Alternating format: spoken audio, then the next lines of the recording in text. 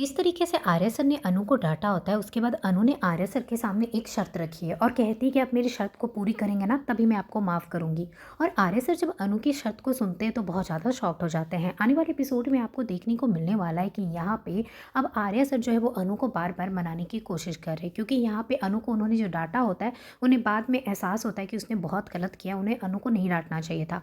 अब यहाँ पे देखेंगे आर्य सर अनु को मनाने की बार-बार कोशिश कर रहा है, पर अनु यहाँ पे जानबूझकर मान नहीं रही है। वो सोच रही है कि मैं इतनी जल्दी कैसे मान जाऊँ, तो वो जानबूझकर नहीं मान रही होती है। यहाँ पे देखेंगे कि मानसी के कमरे में पहुँच जाता है यशवर्धन, और कमरे में पहुँचने के बाद कमरे की पूरी दीवार में हर एक जगह उसने कुछ-कुछ लिख दिया होता है, और वहाँ पे उसने इतना ज़्यादा मैथ्स का कैलकुलेशन किया होता है जिसको देखकर यहाँ पे गायत्री माँ, अनु सब शॉक्ड हो जाते हैं, क्योंकि मानसी यहाँ पे यशवर्धन के ऊपर चीखने चिल्लाने लगती है कि तुमने क्या किया है, उसे पागल कहने लगती है और बहुत कुछ कहकर बहुत ज़्यादा चीखने चिल्लाने लगती है। उसकी आवाज़ दूर तक जाती है तो यहाँ पे अनु को लगता है क्या हो गया, वो दौड़ती भी आती है। वहीं गायत्री माँ भी परेशान हो जाती है सुनकर, वो भी यहाँ पे पहुँच जाती है एक हेल्पर के साथ। यहाँ पे पहुँचने के बाद देखती है कि मानसी चीख रही है यशवर्धन के ऊपर, क्योंकि उसने पूरा वॉल में लिख दिया है। मानसी कहती है कि इसने क्या किया है, आप लोग देखिए। उसको देखने के बाद गायत्री माँ कहती है कि ये बहुत ही इंटेलिजेंट है, इसे मैं सोच रही थी ना कि आर्या की कंपनी में भेज दूँ, और आज मैंने आर्या से इस बारे में बात भी किया था, पर देखो अब क्या करता है आर्या। अब अनु को भी लगता है कि चरण भैया सच में बहुत इंटेलिजेंट है, तो चरण भैया को है ना ऑफिस में काम करना चाहिए। इससे वो छोटे मोटे काम करेंगे तो वो और भी ज़्यादा सीख जाएंगे और उनका मन भी लग जाएगा। तो फिर यहाँ पे देखते हैं कि इधर मानसी सोचते हैं ये लोग क्या सोच रहे हैं कि उस चरण को ऑफिस में भेजेंगे। पहले उसने घर में कम दिमाग खराब करके रखा है, अब ऑफिस में जाकर पता नहीं क्या नाटक करेगा ये।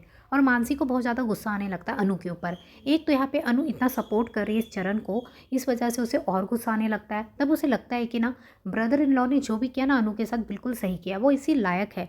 और भी कुछ मुझे ऐसा ही करना पड़ेगा जिससे ब्रदर इन लॉ ना अनु से गुस्सा हो जाए और इनके जो रिश्ते हैं ना और भी ज़्यादा बिगड़ जाए, क्योंकि अनु मेरी कोई बात नहीं सुनती है और अनु वही करती जो उसे मन करता है। वो यहाँ पे इतना ज़्यादा सपोर्ट करती है इस चरण को।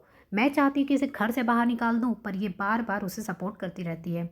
तो यहाँ पे देखेंगे अब ना आर्य सर पहुँच चुके हैं ऑफिस में, और वहाँ बैठकर सोच रहे कि अनु के साथ मैंने बिल्कुल ठीक नहीं किया, मुझे उसे ऐसे नहीं डांटना चाहिए था। अब आर्य सर सोच रहे होते कि मैंने अनु के लिए जो कुछ वहाँ पे रखा है नोट, क्या अनु ने पढ़ा होगा या नहीं पढ़ा होगा, वो मान गई होगी या नहीं मानी होगी, वहाँ पे वो सोच रहे होते हैं। इधर अनु सोचती है कि आर्य सर के लिए खाना लेकर जाती हूँ ऑफिस में। अनु जैसे ऑफिस में पहुँचती है तो वहाँ पे आर्य सर खुश हो जाते हैं कि अनु आई है, इसका मतलब अनु ने मुझे माफ़ कर दिया है। और वहाँ पे जाने के बाद फिर आर्या सर कहते कि तुमने वो नोट पढ़ा था जो मैंने तुम्हारे लिए रखा था। तो अनु कहती है कि कौन सा नोट, और उसके बाद कहती कि अच्छा वो नोट, फिर कहती लेकिन मैं आपको इतनी आसानी से तो माफ़ नहीं करने वाली हूँ। तो आर्या सर कहते अच्छा तो कैसे मानूंगी, तो अनु कहती है कि मैं मानूंगी लेकिन मेरी एक कंडीशन है, उसके बाद ही मैं मानूंगी। सर बहुत खुश हो जाते हैं और कहते चलो बताओ कौन सी कंडीशन, तुम जो बोलोगे ना मैं वो करने को तैयार हूँ।